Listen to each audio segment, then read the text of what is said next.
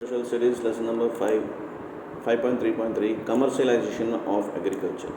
Another major economic impact of British policies in India was introduction of large number of commercial crops such as tea, coffee, indigo, opium, cotton, jute, sugarcane and oilseeds.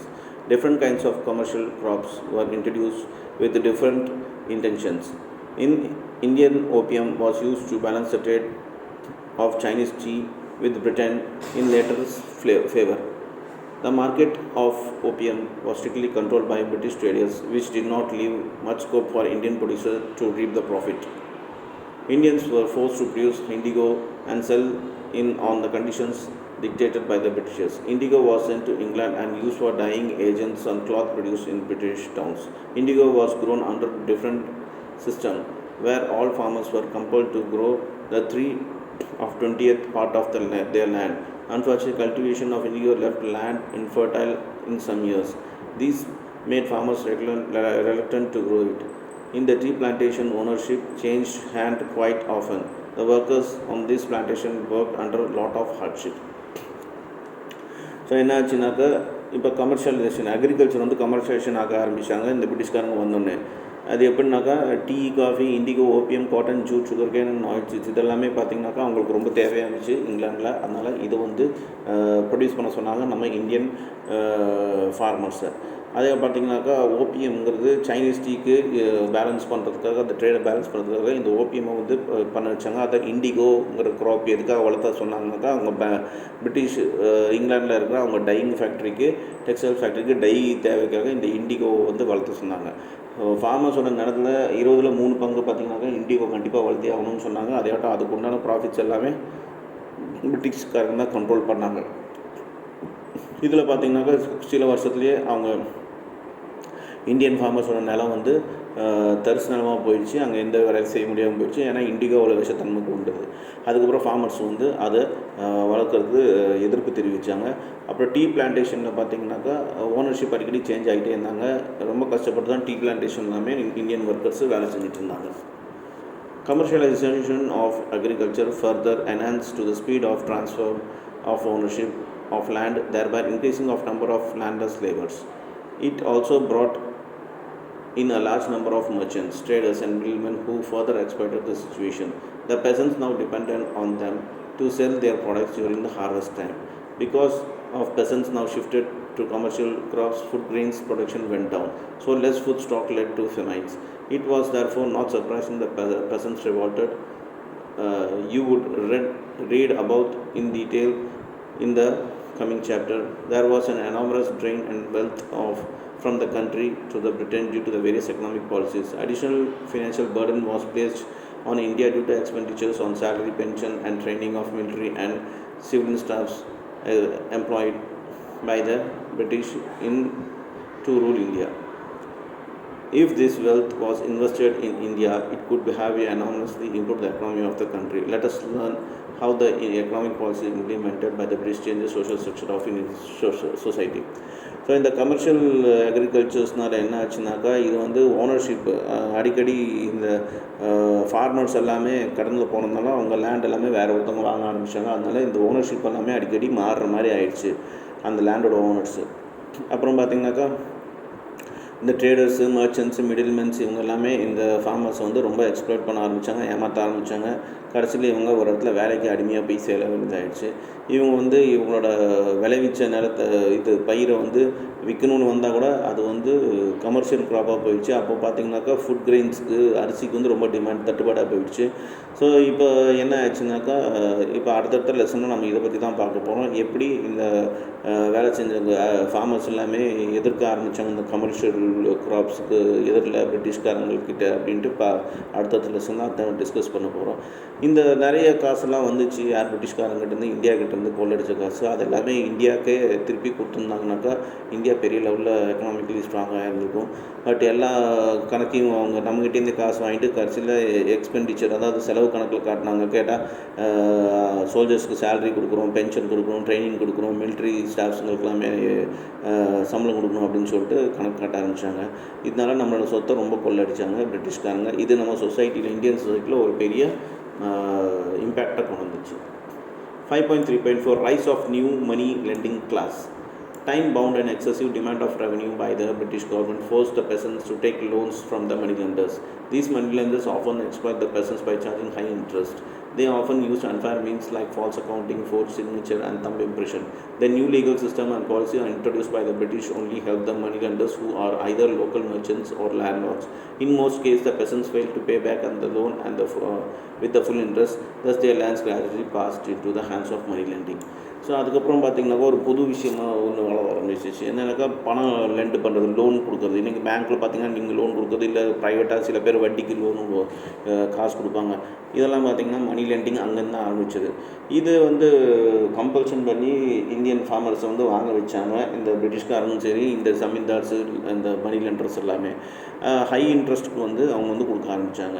So இது மூலமாக நிறைய பேர்த்துக்கு இவங்க நிறைய பேர்த்தை ஏமாற்ற ஆரம்பித்தாங்க. அதாவது தப்பான கணக்கு காட்டி ஏமாத்துறது, அவங்க பணம் கட்டியிருந்தாலும் பணம் கட்டலன்னு சொல்கிறது, அப்புறம் சிக்னேச்சர் ஃபோர்ஜரி சிக்னேச்சர் இவங்களே போட்டுக்கிறது, அப்புறம் தம்பி இம்ப்ரெஷன், விரல் இம்ப்ரெஷன் போட்டு இது பண்ணுறது, இந்த மாதிரி நிறைய ஃபோர்ஜரிலாம் பண்ண ஆரம்பித்தாங்க. யார்? இந்த மணி லெண்டர்ஸு. அப்புறமா ஒரு நியூ லீகல் சிஸ்டம் ஆரம்பித்தாங்க. இந்த பிரிட்டிஷ்காரங்க வந்தாங்க. அதில் பார்த்திங்கன்னா மணி லெண்டர்ஸ் இந்த மர்ச்சன்ட்ஸு, லேண்ட்லார்ட்ஸ்க்கு இவங்க இன்ட்ரடியூஸ் பண்ணாங்க இந்த மணி லெண்டிங் சிஸ்டமில். இந்த நிறைய டைம் பார்த்திங்கனாக்கா இந்த ஃபார்மர்ஸ்னால் கட்ட முடியாமல் போனதுனால அவங்களோட நிலம் பார்த்திங்கனாக்கா இந்த மணி லெண்டர்ஸு ஆக்கிரமிப்பு பண்ண ஆரம்பிச்சிட்டாங்க. இந்த மாதிரி ஓனர்ஷிப் லேண்ட் ஓனர்ஷிப் நிறையா மாற ஆரம்பிச்சிச்சு. இது ஏன் நடந்துச்சுனாக்கா மணி லெண்டர்ஸ் நிறைய அதிக வட்டிக்கு பணத்தை வசூல் பண்ணிட்டு இருந்தாங்க. 5.3.5 rise of new middle class. இப்போ ஒரு நியூ மிடில் கிளாஸ் வந்துச்சு சொசைட்டியில். அது என்னென்னு பார்ப்போம். The major impact of the British rule in India was beginning of new middle class. With the rise of the British commercial interest, new opportunities opened to a small section of Indian people. They often acted as an agent in the intermediaries of the British traders and thus made a huge fortunes. The new landed aristocracy, which came into being after the introduction of permanent settlement, also formed the part of new class. The major section of old land-owning aristocracy lost ownership of their land and in many cases were replaced in the new middle class landlords. These people got some English education and became a new elite. With the spread of the British power, new job opportunities were also created. Indian society witnessed the introduction of new law codes, government officials and commercial agencies. The English educated people naturally got a necessary patronage from the colonial rulers. Thus, the new profession of service-holding middle class also created by British apart from those with landed interest. So இந்த காலகட்டத்தில் பார்த்திங்கனாக்கா பிரிட்டிஷ்காரங்களை use பண்ணி, அதாவது பிரிட்டிஷ்காரனோட தேவைக்கு ஏற்ற மாதிரி use பண்ணி ஒரு புது கூட்டம் உருவாச்சு. அதுதான் மிடில் கிளாஸ், நியூ மிடில் கிளாஸுங்கிறாங்க. இவங்களுக்கு இங்கிலீஷும் தெரியும். அதே மாதிரி இவங்க பார்த்திங்கனாக்கா இந்த பர்மனெண்ட் செட்டில்மெண்ட் அந்த லா வந்த வாட்டி பார்த்திங்கனாக்கா இவங்களோட லேண்டு, இவங்க பழைய ஆளுகிட்டேருந்து லேண்ட்லாம் வாங்கி இவங்க ஒரு சொசைட்டியில் புது மிடில் கிளாஸ் மாதிரி வர ஆரம்பித்தாங்க. இவங்களுக்கு ஒரு நல்ல மரியாதை கிடைக்க ஆரம்பிச்சிச்சு. பிரிட்டிஷோட ஆப்பர்ச்சுனிட்டியை யூஸ் பண்ணி இவங்க நிறைய விஷயத்தை க்ரியேட் பண்ணாங்க. இவங்க இந்தியனுக்கும் பிரிட்டிஷ் ட்ரேடர்ஸ்க்கும் நல்ல ஒரு மிடில் மேன் மாதிரி யூஸ் பண்ணாங்க. அது மூலமாக இவங்களுக்கு பெரிய கௌரவம் கிடச்சிது. அது மூலமாக இவங்க ஒரு மிடில் கிளாஸ் மாதிரியே கடைசியாக வளர ஆரம்பித்தாங்க. 5.3.6 Transport and communication. The means of transport in India at that time were bullock carts, camels and pack animals. England, on the other hand, needed railways to connect the raw materials, producing areas with the exporting ports and facilitate the movement of British goods to the different parts of the country as well as bring the raw materials to the ports. The vast network railway that you witness today was a pioneer during the later half of 19th century. This opened avenues for British bankers and investors and invest surplus wealth and materials constructed the railways. The railways benefited the British capitals in two important ways. First, they made trading the commodity much easier and profitable, connecting the internal markets with the ports. Secondly, the rail engines, coaches and capital inputs the building the rail lines came from Britain. The Britain capitalists who invested in railways were also guaranteed a minimum profit of 5% by the government. These companies were also given a free land with a lease of 99 years. So அதுக்கப்புறம் பார்த்திங்கன்னா transport increase ஆச்சு. நம்ம இதில் அந்த காலகட்டத்தில் இவங்க வந்த காலகட்டத்தில் பார்த்திங்கனாக்கா யாரும் பிரிட்டிஷ்காரங்க வந்த காலத்தில் மாட்டு வண்டி, இந்த கேமல் ஒட்டக வண்டி, இந்த மாதிரி கழுதை வச்சு ஓட்டுறதுக்கு மாதிரி தான் இருந்துச்சு இந்தியாவில். அதுக்கப்புறம் இவங்களுக்கு இங்கிலாந்துக்கு நிறைய ரா மெட்டீரியல்ஸ் எடுத்துகிட்டு போகணுங்கிறதுனால இவங்க இங்கிலாந்து ரயில்வேஸ் சிஸ்டம் இங்கே கொண்டு வந்தாங்க. இது இந்தியாவில் நிறைய போர்ட்டு, ஹார்பரு, சிட்டிஸு எல்லாத்தையும் கனெக்ட் பண்ண ஆரம்பித்தாங்க. இதுக்கு பார்த்திங்கன்னா இங்கிலாந்துலேருந்து ஒரு கம்பெனி, ரயில்வே கம்பெனி சைன் பண்ணாங்க. அவங்க தான் இங்கே 99 வருஷத்துக்கு லீஸ் மாதிரி எடுத்துட்டாங்க. கவர்மெண்ட்டு பிரிட்டிஷ் கவர்மெண்ட் அந்த கம்பெனிக்கு 99 வருஷத்துக்கு 5% ப்ராஃபிட்டு வருஷம் தருங்கிற மாதிரி ஒரு அக்ரிமெண்ட் போட்டாங்க.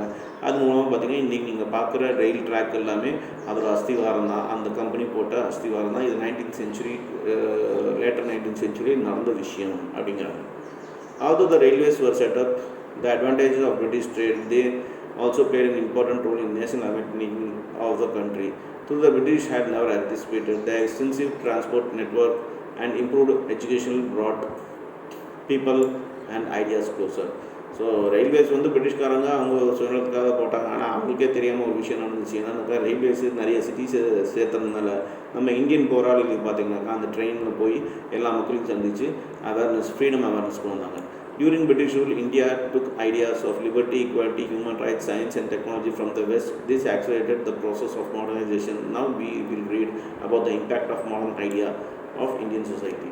ஸோ இந்த பிரிட்டிஷ் ரூல் நடந்துருக்கும்போது இந்தியா சுதந்திரம், அப்புறம் சரிசமமான ஒரு மரியாதை, மனிதாபிமானம், ஹியூமன் ரைட்ஸு, சயின்ஸ், டெக்னாலஜி எல்லாமே வெஸ்ட் கண்ட்ரிஸ் அடாப்ட் பண்ண ஆரம்பிச்சிச்சு.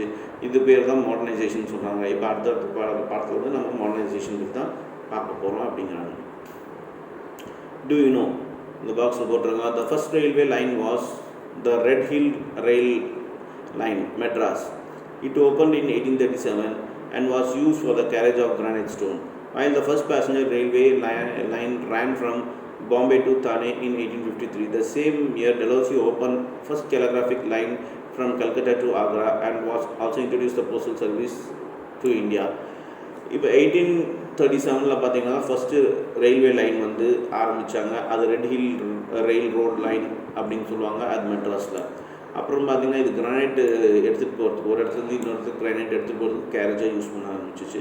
அப்புறம் ஃபஸ்ட்டு பேசஞ்சர், அதாவது மக்கள் போகிறதுக்காக ட்ரெயின் விட்டது பார்த்திங்கன்னா பாம்பே டு தானே அந்த ரூட்டில் 1853 ஆரம்பித்தாங்க.